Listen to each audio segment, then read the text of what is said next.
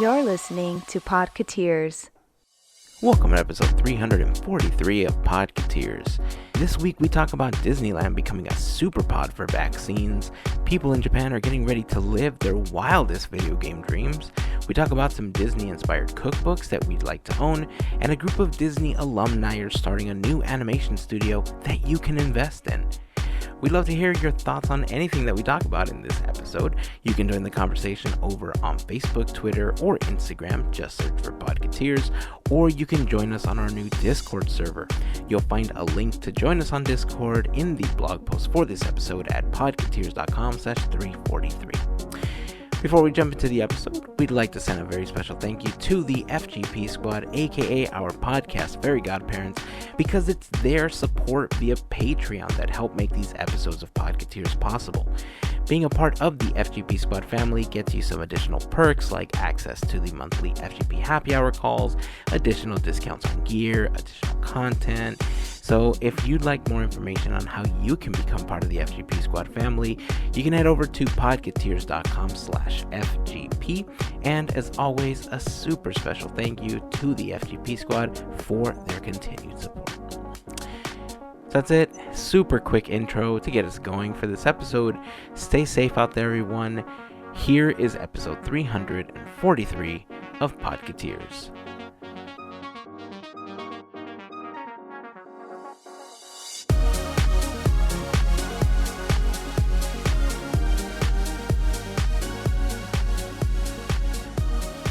Yeah, that's awesome.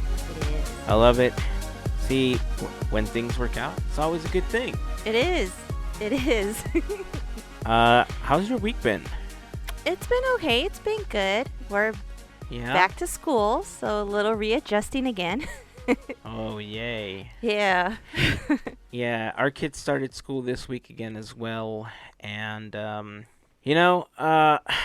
forgot how excited they get during certain segments of class. Mm-hmm.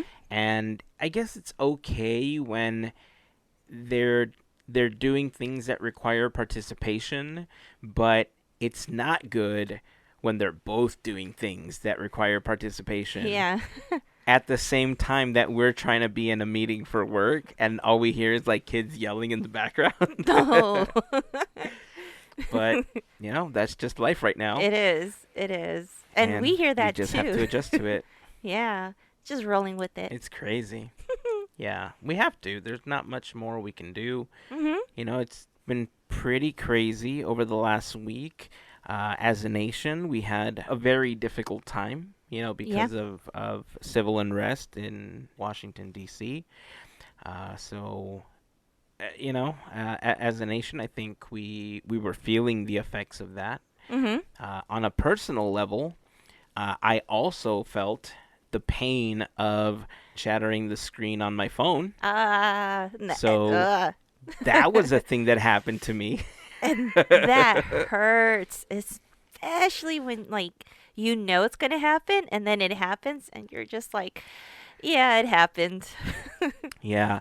It's funny. I usually have a fairly decent case on my phone. Mm-hmm. And for a long time, I used to put the tempered glass on the front of it as well because I felt it was added protection. So if something hit the screen, it broke the tempered glass, and replacing that it's a sticker basically, right? You peel it off, you put a new one in, and then boom, you're good to go.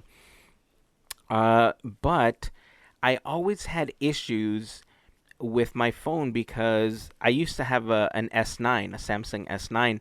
And for those that are not familiar with Samsung's S series line, the edges of the screen are curved. And so I could never get tempered glass that fit properly because of those curves on the edges. Mm-hmm. And I could never use it in conjunction with a decent enough case that would protect it from a fall. So I usually had to settle for one or the other. I eventually ended up finding screen protectors that didn't protect the edges, but they protected the flat surface of the screen. And for a while, that was okay. But the edges always kind of started to peel up. They got linty in my pocket at times, and it just looked like a hot mess. So a buddy at work told me, it's got Gorilla Glass, you should trust it. I was like, yeah, but it gets scratched. And he's like, no, it's really good. I don't have anything on my phone, and look, mine is fine. And so I took it off. And so for the past 2 years, I've had a case, which it's a fairly rugged case, as thin as possible, but Right. it took a beating. But I didn't have anything on the glass. And I've dropped my phone many times. And every time, especially when it would land upside down, like screen face down, I would always your blood pressure drops and you're like, no. And I would pick it up, dust it off, and it was fine. I was like, oof, all right, yeah, Gorilla Glass 6. And early last week, I had the phone on an end table that's just completely iron. It's got these geometric designs going around the table. And as I was placing it, I didn't realize that I didn't extend my hand far enough. And the phone dropped right onto one of the corners of that geometric design. And the sound that it made, I remember just squinching my eyes and thinking to myself, oh, my screen cracked. Dude, listening to you is like, ugh. Yeah, I went over, picked up the phone. Sure enough, cracked screen, spidered across the entire glass. And what's worse is that I thought to myself, look, if it's broken, then whatever. I'll put a screen protector on it so it doesn't continue breaking, and then I'll use it until a phone that I want comes out, because I know that a week away from when we're recording this episode, about a week and a half maybe, Samsung is announcing their newest phones. And I thought, okay, well, I mean, if that's the case, I'll just get one of the new phones, and then I'll be kind of future-proofed for 3 weeks, and then, something new will come out. And I picked up the phone, dusted it off, tapped the screen, nothing. Tapped the screen from further up, nothing. Oof. And then I noticed that right where the crack was, the crack happened right on the edge, right where the curve happens, on the lower right-hand side of the phone. If you're familiar with actually, I guess Android and iPhones have the same delineation line, where at the bottom of your screen, there's a row of icons that normally it's your frequently used apps, right? Sometimes people have their phone, their browser, gallery, camera, whatever down there. So it hit just above those icons. And so everything above that, it killed the digitizer on my phone. I can't touch anything, just what's under that line. I couldn't touch it. I couldn't back it up. I couldn't access Samsung backup.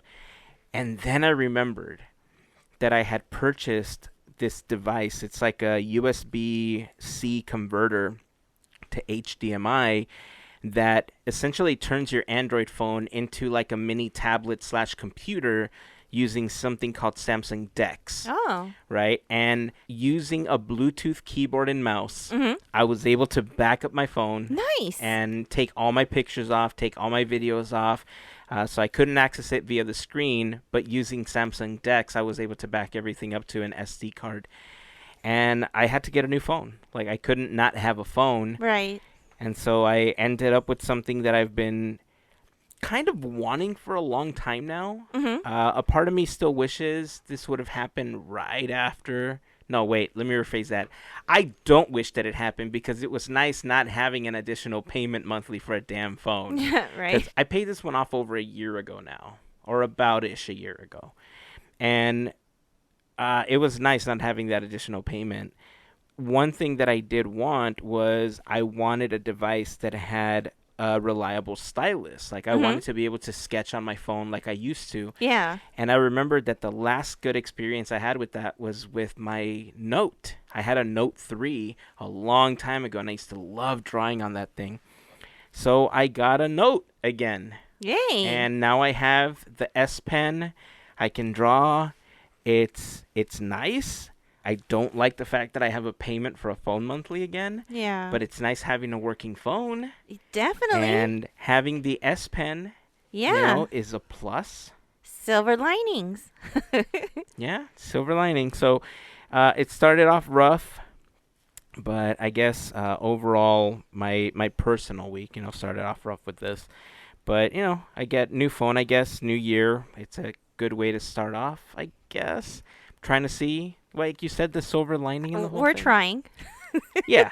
Trying to spin it in a positive way, but I'm happy with it. I was able to restore my phone to all the stuff that it used to have, and it gave me an opportunity to clean up a bunch of stuff that I just didn't need to have on the phone anymore, and just made a backup in our archive and everything. So it was good. Cool. But I will say that because it's a newer device, I did have to buy a new charger that supports like fast wireless charging, because mine was the original version of wireless charging, or like one of the first two generations. Yeah. And I tried charging it on this one, and it is slow, like ridiculously slow. So I had to buy a new fast charger. I had to buy new earbuds because no more headphone jack, just like the iPhones. Yep. That was the thing I liked about my S9, that it still had a headphone jack. So I ended up having, oh no, I'm like complaining, right? Because I had to buy new earbuds. This is now like an Amazon plug, I guess. But there's a company whose products I've been buying stuff from for a few years now, and I've been super, super happy with them because they're budget headphones, but they sound really good for the price. And the company is called MPAL. Okay. I ended up getting two different ones to test out. I got something called the MPAL M9 and something called the MPAL MBits S, as in Sam. They were like $25. And the differences between them are that the battery lasts longer on one of them. They have a slightly longer range. They're IPX8 certified, so that if it's raining, you're sweating, whatever, they're protected. But they have the similar design to the Apple EarPods, where it's just kind of like that little stem that sticks out of your ear. Yeah. The reason I like these over other manufacturers that have that similar design is that, do you own the Apple EarPods? I do. Okay, so you know how the EarPods or even their old headphones were just like a plastic piece that you stuck inside of your head? Yep. So the reason I like these is because they have like a little rubber tip to them. Oh, okay. That it's got like 3 different sizes, and it allows it to kind of stay in your ear a little bit better. I like those. At least in my weird ears, they fit a lot better than the other style. But, I mean, these sound great. They were like $25. And to just listen to podcasts and Spotify or, whatever it is when I'm cleaning the house or working on something or outside cleaning the yard, these are great. They don't fall out of my head. If anyone is interested, I will put a link to these headphones, both of them, in the blog post for the episode, podketeers.com/342. I've tested a lot of different Bluetooth headsets, and this MPAL company, I don't think they've ever disappointed me. Nice. I've purchased larger noise-canceling headsets. I got my wife a headset, like for work, just like a Bluetooth one that's noise-canceling, so that when she's working, she can drown out the other sounds, like the kids screaming all day, so she can work a little easier. Yeah. I've gotten these. I got some for work. I've gotten them as gifts, and not once have they disappointed. So you know what? Meant to be, because I kind of need a pair. Yeah, you know what? I do. I definitely recommend these. Hashtag not sponsored. I just want to throw that out there. This is not sponsorship. I own, no joke, 5 different pairs of MPAL headsets. I have an old version that loops over your ear, and they are Bluetooth, but these had a cable on them. And so when I was wearing these, the cable would normally get caught on the collar of my shirt, or when I would turn my head, it would pull the other one out of my ear. But sound-wise, these are fantastic. I love these. Then I have, a couple of full headsets, that I wear. Yeah, I couldn't recommend them more. I should start reviewing these. I'm going to start putting up videos just like, and blah, blah, blah. I'm a reviewer now. Let's do an unboxing. Well, here's the thing. I mean, you could recommend, and you never know who might need one. For instance, like I said, I need a new pair because one is like dying off of me, so the battery doesn't even Oh, last. that's not cool. Yeah, so imagine wanting to hear music and you could only hear one side, and it's time for a new pair. Yeah, especially knowing, like, you and I are very similar in the way that whenever we dive into work, like, if that music or something isn't playing in the background, it's hard to get in that zone to Yes. work. And I totally feel you. Whenever I've had issues like that, oh man, I feel you. I'll send you a link. Okay. These are nice. Like I said, for 25 bucks, you cannot go wrong with these. Anyway, that's the story of how I got a new device because my Butterfingers would not place my phone properly The end. onto a table. The end. All right, great episode. See you guys next week. Bye. Bye. Yeah, it's, I know people may have been expecting part 2 of the Haunted Mansion episode to be out this week, but I Yeah. wanted to give it a little bit of space. Mhm. Sometimes, those episodes are pretty big, and considering how long we recorded for this one, not everybody gets a chance to listen to the episode on launch week. Right. And because of that, I wanted to be able to have conversations with a handful of people about it before we present part 2. So part 2 is going to be coming very soon, so stick around for that. And obviously, once it's out, you'll see it posted on Instagram and all that good stuff. So, but I did want to talk about some really good news, actually, to start off. Because, like I said, last week with everything that went on, it was kind of a bummer. But news broke that Disneyland is going to be a super pod to vaccinate people for COVID-19. Yeah, it's pretty exciting news. That is one of the most positive things to happen in Anaheim in a while, because Anaheim for months was kind of it was surging super hard. Yeah, it was a hot spot. Yeah, for quite a bit too. Yeah. The Disney company in general, I think, has been having issues with how to open the parks and how to still stay within guidelines. And honestly, the most difficult part is that regardless of what they do, outside of what the resort is, if people aren't following the rules, businesses can't reopen, right? And Right. so using Disneyland as a super pod, or point of dispensing site, that's what pod stands for, is fantastic because, one, people are familiar. Two, it'll allow people to get a little bit of that Disney magic while they're getting a vaccine.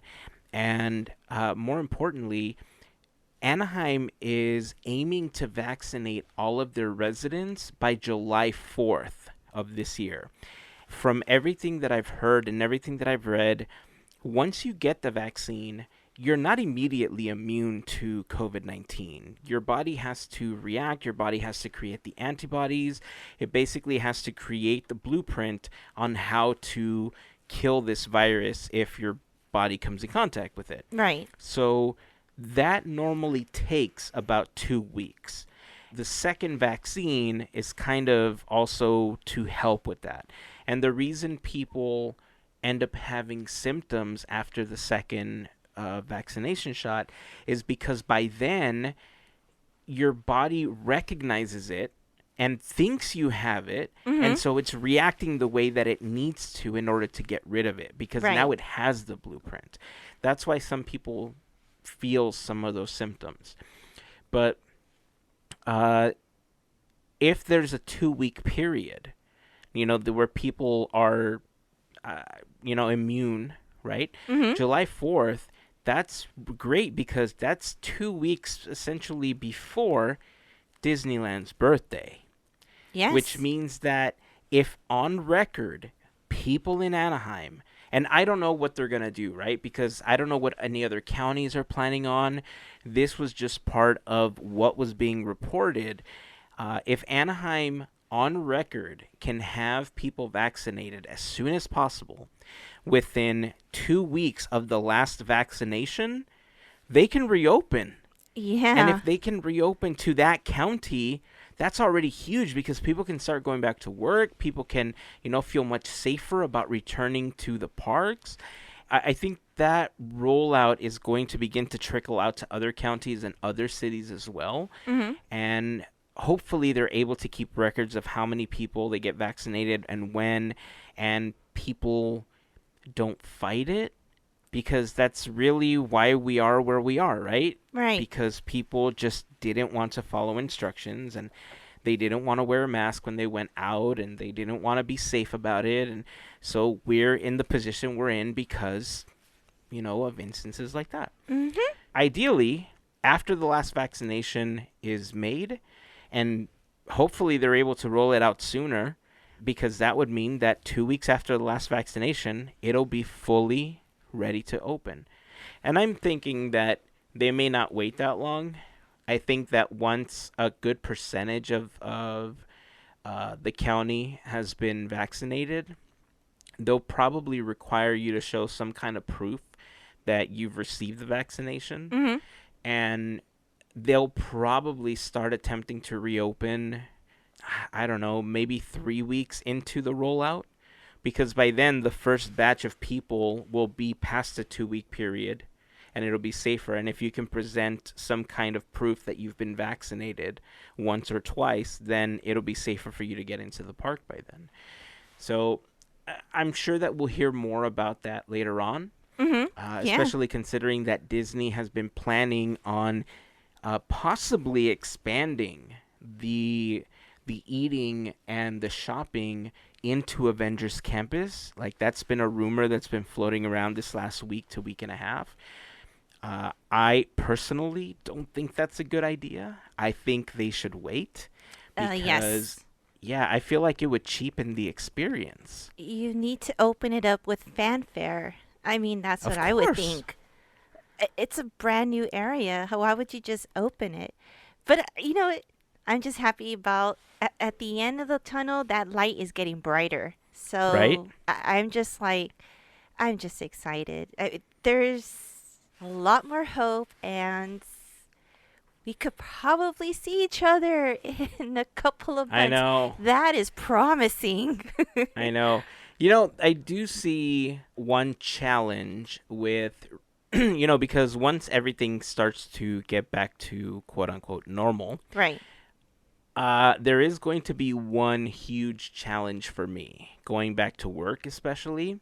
And that is that I don't think they're going to let me work in sweats or basketball shorts, which it's been my comfort choice for the last year now since we've been sequestered. Yeah. And, it's not business casual. So I'll have to get used to wearing office pants again. And Yeah. I don't know. Feels good. I'm going to see if they'll just shove me in a corner and just be like, look, don't send anybody my way. Just let me work in shorts. It'll be fine. So we're excited about this. We'll put some of the information as it stands on the blog post for the episode over at podketeers.com/343. Not much more is available at this time, but as information makes itself available as far as when it's going to start, I don't think they've made it available to everybody. I think they're still going to follow the tiers of who is eligible and Right. like the process that they have, like those that are most at risk, etc., and that they're going to work their way backwards. We don't have that information yet, but I think as early as next week. I know that you're going to have to make an appointment through an app, but I don't have much more information available outside of that. But as soon as it does, we'll make sure to post it, and we'll make sure to update everything that we can so that if you're eligible and a resident of Anaheim, that you go and, start this rollout. Because, like you said, Mel, being able to see each other again and being able to hang out in person, Yes. so looking forward to that again. Yes, definitely. So looking forward to it again. Cool. So yeah, I have to agree with you. The fanfare for Avengers Campus definitely has to happen. Opening a new churro cart or opening, even retheming an attraction. They have the fanfare and everything, but if you Yeah. just kind of opened it, it's one thing, right? But Right. like you said, it's a whole land. Mm-hmm. And it's a land that we've been anticipating since the opening of Mission Breakout. You Yep. don't believe me? Go back and look at the pictures of the Avengers hatch that was planted right next to Mission Breakout. And then we all thought, like, well, are Ninja Turtles going to pop out of here? No, because Ninja Turtles aren't Marvel. Come on now. What's wrong with you? But we've been anticipating it ever since. We knew something Marvel was coming. We started getting inklings of it little by little at D23, and it started coming out. Then, boom! Avengers Campus. Everything. And now we're finally get a chance to open it almost a year after it was originally supposed to open. But hey, I'm happy. I'm glad that we're getting it. And I can't wait to see what they have in store for us because, the Avengers especially are one of my favorite properties that Disney owns. And especially with some of the stuff that they've done overseas with Marvel and just the Avengers in general, I'm really looking forward to what this area is going to be like. Hey, speaking of areas, did you get a chance to watch the video for Super Nintendo World? Yes. Okay, so I know it's not Disney, but It's damn, Nintendo. it's so good. It is. Okay, so look.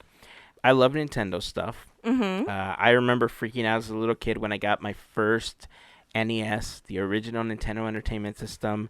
Last year, I went on the internet hunt to try to get one of those NES ornaments, and I remember how much I freaked out when I finally got one. I ended up getting a couple of other the original 8-bit Mario and Luigi ornaments to represent both of my kids. And Nice. I got the original Zelda cartridge ornament. It's all gold, and it looks super nice. And, I've loved these games since I was a kid, right? Mm-hmm. Although Disney took us into Cars Land first and kind of made us a part of that world in this immersive space. Right. It was really Universal and the opening of the Wizarding World of Harry Potter that took it to a whole new freaking level. Elevated. Okay? Yeah, entering Radiator Springs is one thing, but you're not a car. You feel foreign to that area, right? It's just kind of cool that you're walking around it, which is why I'm so excited about Avengers Campus, because it's human characters, right? It's not like a car. And the Wizarding World put you into the world of being a wizard, and everything things interacted with your wand, and you can go do the things that you've seen in the films or read in the books, and it was just an experience unlike any other that we've seen in a theme park. Now, Universal is bringing us Super Nintendo World, and it is awesome. It is. There's so many elements to this whole world that just, I don't even know where to start. Like, even just the beginning. Well, if you haven't seen the video, I'm so sorry to spoil this, but if you've ever wondered how it's like or what it's like to walk through the pipes, the green pipes, you have your answer. You have, yes. Yeah. They've taken the immersive experience and once again created this world that, it makes you feel truly, truly that you are there. Yes. Right? They have these power bracelets where you can collect coins, and just like the wands at the Wizarding World, they interact with panels, and the fact that you can run around and jump and punch a question block, and yes. Your band collects coins just like if you're playing a video game. The animatronics that they have of the piranha plants and the Koopa Troopas, and it just looks so amazing. You feel like you're playing the game yourself. Right. Like you are now the video game character. I know a lot of people that have had Universal passes because One, they're way less expensive than what the Disney annual pass used to cost. On top of that, they didn't have as many blackout dates as the Disneyland passes did. So normally what people would do is they would get, a Disney pass, and whenever they were blocked out, they would use their Universal pass, and they would go spend the day at Universal Studios, at least here in California. Mm-hmm. And that makes sense, Right. especially for the cost of what it was. This is the first time that I feel inclined to get a pass for Universal Studios. Well, not now, because obviously we don't have it here in Hollywood yet. This is in Japan. But once it opens here in Hollywood, it's the first time I've thought to myself, I need a Universal Studios pass. Okay, same. Same. It wasn't Harry Potter that sold me. It's Nintendo that's selling me. But really, oh man, I would love to travel to Japan just to see like the bulk of it, like everything that we've seen in the I know. video, because I know we're gonna get like a little bit of it because of space. And we know space because Disneyland, so we understand. But I really, this is like, this is making me want to go to Japan. Sure, I could have said Mm-hmm. Disney, but there's something different.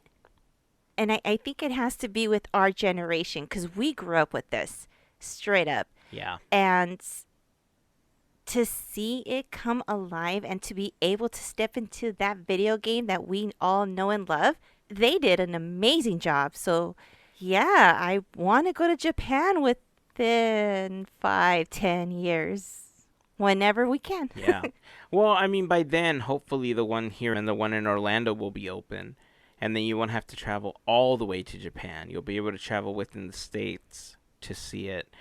But, I mean, I love the fact that they took elements not just from the original Mario game, but kind of the collection. Because Yes. 2020 was Super Mario's 35th anniversary. Mm-hmm. And so they took things and elements from all the Mario games and they've kind of integrated it into this one land. And I mean, they even have a Mario Kart racing attraction.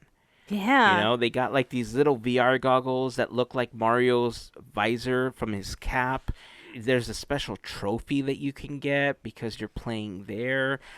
I mean, I haven't researched this, but how cool would it be if you have a Switch and you can somehow copy that trophy and make it a part of your game on the Switch? Ooh, that would be cool. Yeah. Right? So I'm sure that eventually Nintendo will begin to tie those things in if they haven't already.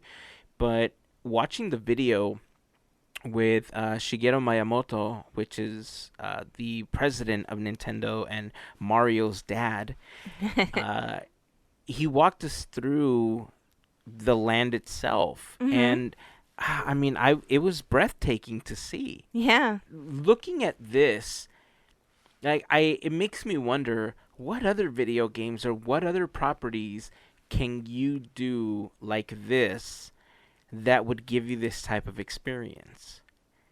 I know Disney's doing this with a lot of their parks. It happens a lot more overseas than it does here, especially considering that at Disneyland proper, we don't have a lot of space. When we got Galaxy's Edge here in Southern California, they ended up getting rid of Big Thunder Ranch. They got rid of the offices that were back there. They got rid of the Circle D Corral. They got rid of a lot of things that have been there since the opening of Disneyland, just to make space for Galaxy's Edge. Which, by the way, I mean, there's a whole other rumor mill and everything with Galaxy's Edge right now where because of the success of The Mandalorian, it looks like they're going to be converting Galaxy's Edge to Mandalorian theme. There's not a lot of confirmation coming from Disney on that. It looks like it's just a lot of rumors about it. But, yeah, that would be interesting. Wink, wink. But if that happens, that's fantastic because It that is. means that we're going to get Mando there. We're going to get Fett. We're going to get Grogu. I mean, imagine having a Grogu photo op. Yes. I'm all for it. I'm all for it. Yeah, I would love that to be the case. But anyway, so Disney has these immersive experiences. We're getting them with like the Zootopia Land and all these other things that they're building. But I feel like a lot of them, especially now because there's going to be a lot of budget cuts because of what's been happening over the last year, it's going to be like Radiator Springs, right? It's going to be something that you walk into and hopefully you can interact with it, and hopefully it's more than just the scenery, but Right. the interaction level and how you fit into the world is really what's going to sell it. That's why I think that Avengers Campus is going to be successful because, I mean, how many kids do you know that if they don't do the princess thing or they don't do, you know what I mean? Like, they're doing the superhero thing. If they're not doing the Star Wars thing, there's a segment for everybody. Right. But how many people, not just kids, but how many people would love to be a superhero? Now you can be, Right. at Avengers Campus. And so I'm happy about that. But I know I'm going to be like little kid opening a Nintendo at Christmas for the first time. Oh gosh. When it finally opens here in Hollywood, if I haven't gone anywhere else yet. But if you haven't seen the video, you have to watch it. It's so good, especially if you're a Nintendo fan. I'll put it in the blog post, podketeers.com/342 if you want to check it out. It is so worth it to see everything that you're getting. There's going to be themed, like everything, like popcorn buckets, Yeah. like with crazy flavors, like caramel peach and mushroom flavored popcorn. I know Ooh. some of you heard that and are like, cringe, mushroom flavored popcorn. But I'll I eat like it. mushrooms, and I'm like totally for this right now. Right. I don't, so I'm good with that. They have a lot of really great themed foods. They have a Toad Cafe where Toad is the chef. Yeah. I just watched the video. It's just like, you're going to be angry that it's not open here yet. Maybe yeah, don't watch exactly. it then. Yeah, I don't know. It's up to you. I enjoyed it. I'm looking forward to it opening. And, let's talk about it. Let's talk about what Disney could do to match this. Join us over on Discord and let's start a conversation about this. Because it's been, I'm kind of jealous. I'm not going to lie. Kind of jealous I am about it. too. Yeah. Hey, speaking of Discord, this last week we were having a conversation about recipes and different cookbooks and stuff. So quick shout out to Heather and Adriana for their posts about that because Adriana recently started testing a lot of the Disneyland foods like the corn dog, the churros, and all that stuff from one of the cookbooks that she and her friend recently got. It got me thinking, maybe it's time for me to start enriching my Disney foods book catalog, right? Because Yeah. I recently got 3 more books, and I'm super happy about them because they're books that I've wanted for a while now. I don't know why it took me so long to figure this out, but I got a bunch of gift cards for Amazon for Christmas. And I was trying to figure out, like, the perfect thing to buy for myself, right? Because usually I'll end up with, like, buyer's remorse. I'm like, why did I get this? I should have gotten this instead. But I ended up getting 3 books that I've been wanting for some time now. As soon as I got them, I was like, yep, best decision ever. Yep, yes. I ended up getting Chris Nichols's Walt Disney's Disneyland book. It's the Big Toshin book. I got an older book called Disneyland, Then, Now, and Forever. Yes. And then I got the Walt Disney Film Archives 40th Anniversary Toshin book. This is a smaller version of the large collector's book that they put out for the same date range, but I like this one because it's a lot smaller. It's easier to read. The other one's more like a tabletop book. It's not really like a sit down and read it style book. So everyone that gave me an Amazon gift card from our family and our friends, my coworkers, thank you so much because you contributed to my library in a way that I can't even begin to thank you. So thank you, thank you, thank you. I can't wait till I'm able to break these open and start reading them. I just got them a couple of days ago, so I'm pretty happy about that. But yeah, the cookbooks. I started thinking, like, what are some cookbooks that I absolutely need to have? And so I've been researching what some of the better books are regarding like different Disney recipes and stuff like that. And I have a short list of the books that I think I should get. But if anyone listening has any recommendations about which books you think we should get, or if you have any recommendations for anyone else listening, please share it over on Discord. Let us know which books you think have some of the better recipes. I imagine that a lot of these have similar recipes, but none of these are official.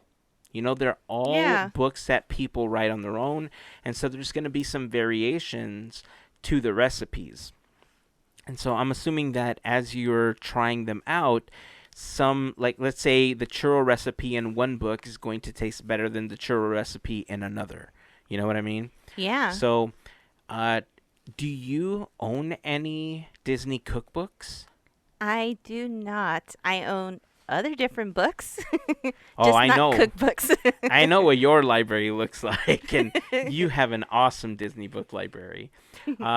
Yeah, you know, the Disney cookbooks, I'm even surprised at myself that I don't own any. Yeah. I mean, I'm such a damn snack bar that I would have figured that I had, you know, something. I went back to my Amazon wish list because I wanted to start cleaning it up because there's a lot of books that I've purchased already for myself that I had to remove from the wish list.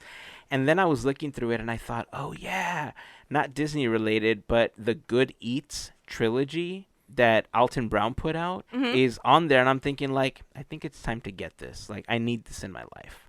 I'm a huge Alton Brown fan, and I was a huge fan of Good Eats back in the day. So anyway, back to the Disney cookbooks. Are there any in particular that you've seen that you want to get? Yeah, I have a few. Okay, so the first one, I give Lynette props to this because she mentioned it to me, but it made me think because I'm like, yeah, I would totally use this because I love the food over at Galaxy's Edge. So it would be the Star Wars Galaxy's Edge, the official Black Spire Outpost cookbook. Yes.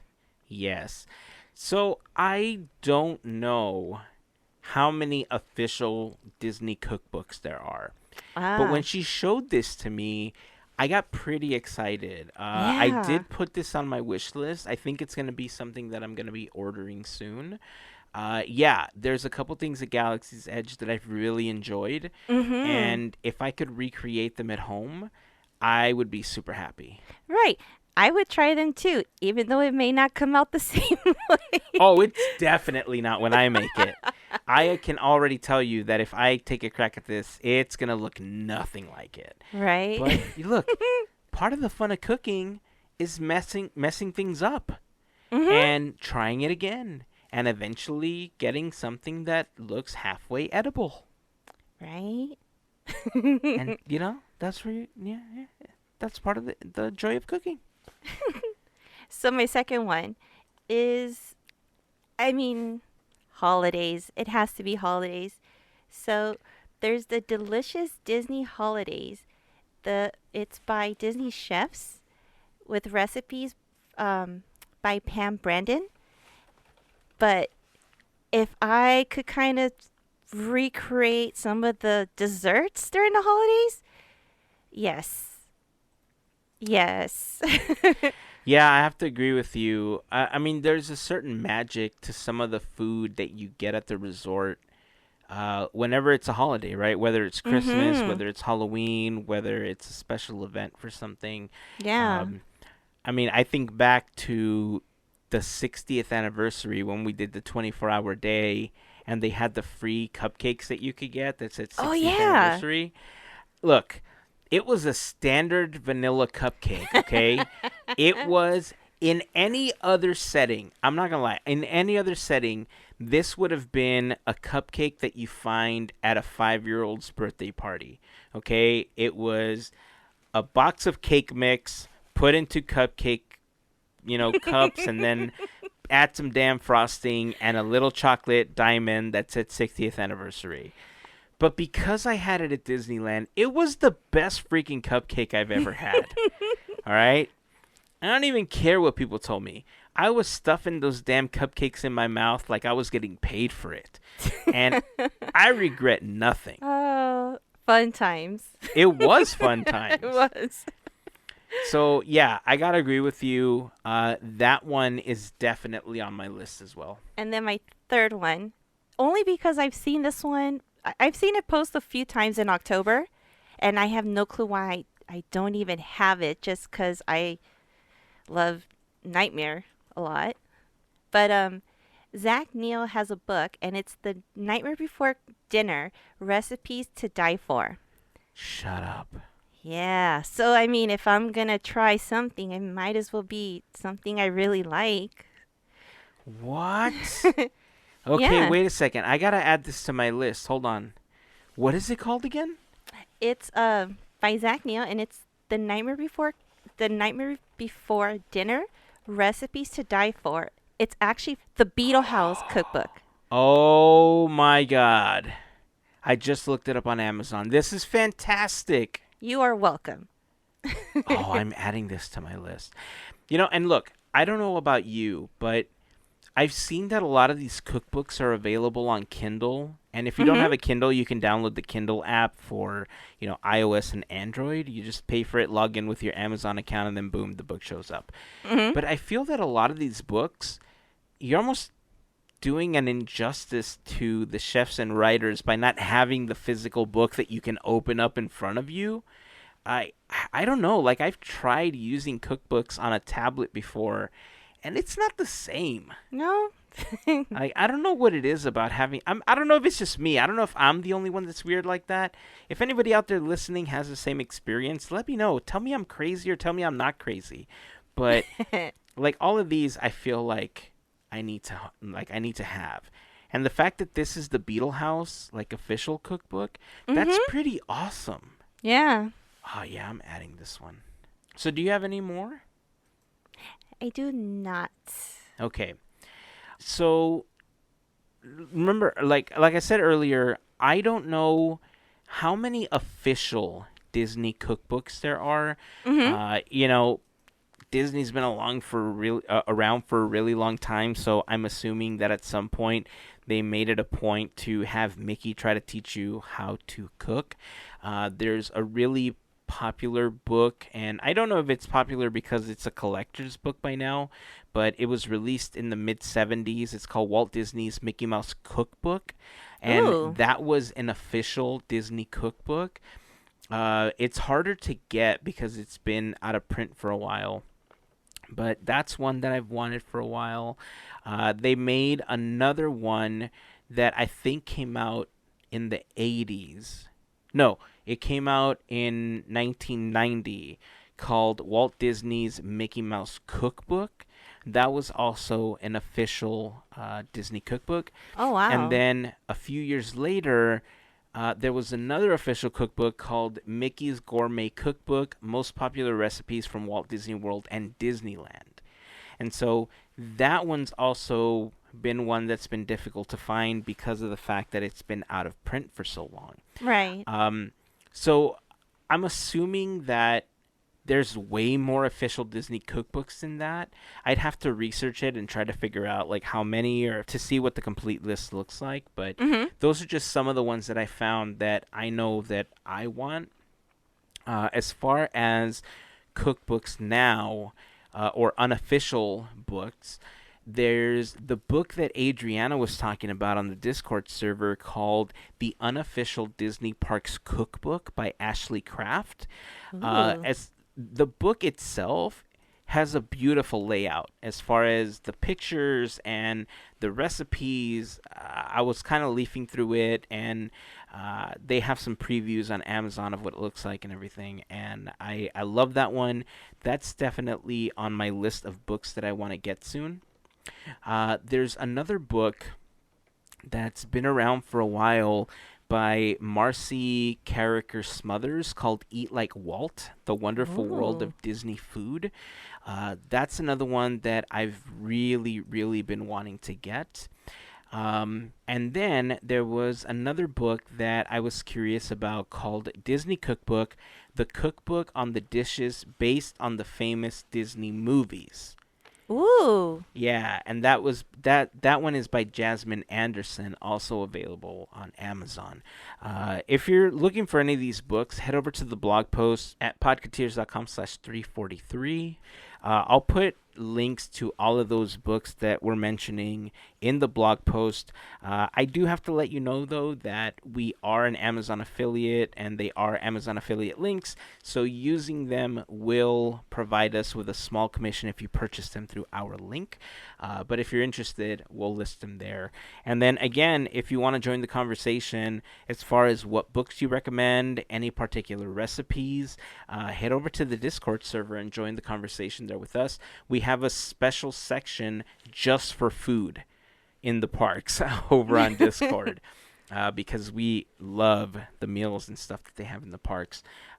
If you're not part of the Discord server, you can head over to the blog post, and there will be an invite link there that you can click on. It'll launch over to Discord, and you can just join the server from there. We'd love to have you. It's been fun chatting with people since we started it, and it's a small community, but it's getting bigger and bigger. Yeah. And it's been super fun. Well, before we talk about the final thing that we wanted to bring up today, I do want to remind you that this episode of Podketeers is brought to you by a fantastic group of listeners known as the FGP Squad. The FGP Squad are a group of listeners just like you that help us out with a monthly contribution via Patreon. FGP stands for Fairy Godparents, and it's those contributions that help make these episodes of Podketeers possible. If you want more information on how you can become part of the FGP Squad family, you can head over to podketeers.com/FGP for more information. Being a part of the FGP Squad family gets you some additional perks like discounts on gear, additional content, access to our monthly FGP happy hour calls via Zoom. Our next one's coming up soon. Yeah. I just remembered, yeah. It's after the launch of this episode. Nice. Yeah. Okay, I'm looking forward to that one. Yeah. The last one that we had was super fun, so I'm looking forward to this next one. Our podcast is what I like to call minivan friendly. It is rated G/PG at times, but the happy hour calls tend to skew to the more adult side. And so, if that's something that you would like to partake in, you can join the FGP Squad. You can get more information on becoming part of the FGP Squad by going to podketeers.com/FGP, and that will allow you to be a part of these monthly Zoom calls. And, of course, to all of the members of the FGP Squad, thank you very much for your continued support. We're looking forward to the next happy hour call. Yeah. Okay. So the last thing I wanted to bring up before we wrap up today's episode is, are you familiar with the name Tom Bancroft? Not too familiar. So Tom Bancroft and his brother Tony have the Bancroft Brothers podcast, right? And both of them have worked at the Disney company. They are animators. Tony went on to start up a company called Tunacious Family Entertainment. He's worked with other animation companies as well. But Tom is one of the animators that's best known for working on films like Beauty and the Beast, Aladdin, Lion King, Pocahontas, Mulan, Brother Bear. Nice. He created Mushu. Oh, okay. He worked at Disney for about 13 years. total of like 9 Disney movies. And in 2000, he left, to do his own thing. And he's starting this really cool new project that kind of like Kickstarter or GoFundMe, where people create a product, Right. that you can pre-purchase, you can invest in it, and be a part of the startup of this product. Mm-hmm. Tom is doing something unique where, using a platform called WeFunder, you can invest in his new animation studio called Pencilish. That's cool. I have a few questions, but I think that's pretty cool.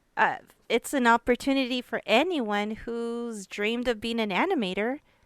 And if you've got the funds to invest, go for it. Follow your dreams. Exactly. And here's the thing. Pencilish is, whenever you see these types of opportunities on GoFundMe and other similar sites, at times you don't know a lot about the people producing the product, right? Right. And so you always have doubts, and sometimes you just kind of have to follow your gut, and there's no guarantee that you're going to get this product. But this one in particular, I feel, has this really, really great opportunity to thrive in this space, because look, I'm going to read a few bullet points from their WeFunder page, okay? Mm-hmm. It says, why you may want to invest in us. 1. Tom and his team have worked on films that have grossed over $3 billion total worldwide. 2. Global animation is a $259 billion market opportunity. 3. Advisor Steve Beth, a Fortune 100 executive and founding president at Disney Interactive Worldwide, is a part of it. 4. CEO, a Disney alumni, has $225,000 plus Instagram followers. And if you're wondering who the CEO and Disney alumni they're talking about in that bullet point, it's Tom Bancroft. So Tom Bancroft will be serving as CEO. Steve Macbeth is an advisory board member. He's the Fortune 100 executive. He worked for 25 years at the Disney Company and WellPoint. He's the founding president at Disney Interactive Worldwide. And wow. he was responsible for leading the consumer products division in North America. One of the other co-founders is Ash Grayson. He's had 20 years of experience in the media space. He's had clients like Lionsgate, Sony Pictures, Focus Features, Paramount, and so on. Tony Bancroft, Tom's brother, is also an advisory board member. He went on to create Pumbaa for The Lion King, Kronk from The Emperor's New Groove. Nice. He co-directed Mulan. He was the lead animator on Space Jam for the new one. Oh, wow. Okay. Aaron Blaise, also an advisory board member, Disney director, writer, animator. Wow. He's worked in feature animation for 21 years. He's the co-director of Brother Bear. Christopher Joe, also advisory board member. And then Jason Brown, another board member. He's currently the CEO of Higher Studios, Inc. They've produced stuff for Netflix, for Walmart. He's created different products for different streaming services. It's a group of people that have been in the industry for a long time.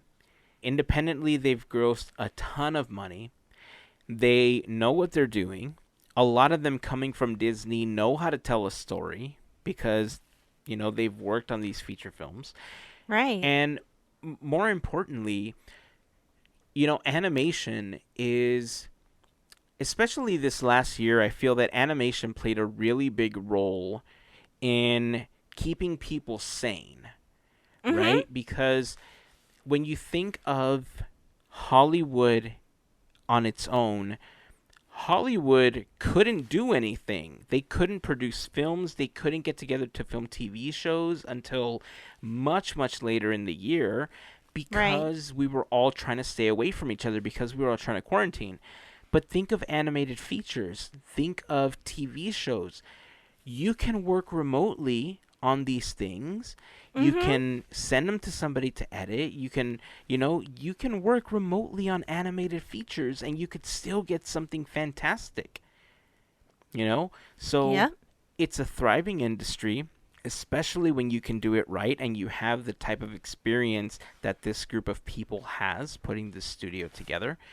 And again, it's such a unique opportunity to invest in an animation studio where you can invest. I think the minimum is $100. And I think as of the recording of this episode, I think they've raised just over $276,000 Ooh. by almost 600 investors, and they have like a pre-money valuation of around 850, I think, right now. So if you wanted to, you could buy stock in the company. There's not a lot of opportunities like this. Right. And There's a if lot you've of ever wanted to potential. invest, yeah, exactly. And so if you wanted, I mean, if you ever wanted to be a part of, the next big thing, this might be it. Like, we Mhm. can't guarantee that, obviously. We're not Right. financial advisors. We're not telling you go invest in this, you're going to make $1 million or anything. We're telling you that if you've ever been interested, if you're interested in animation, this might be something that you want to look into. It's super unique, and I know I am going to strongly consider it. I haven't decided yet if I'm going to be able to invest or not, but it's something that I'm considering. I know being a part of a new studio like this, there's so much potential there. It's just the amount of what actually just going through the bullet points and just hearing the amount of just knowledge that these folks have. It's incredible.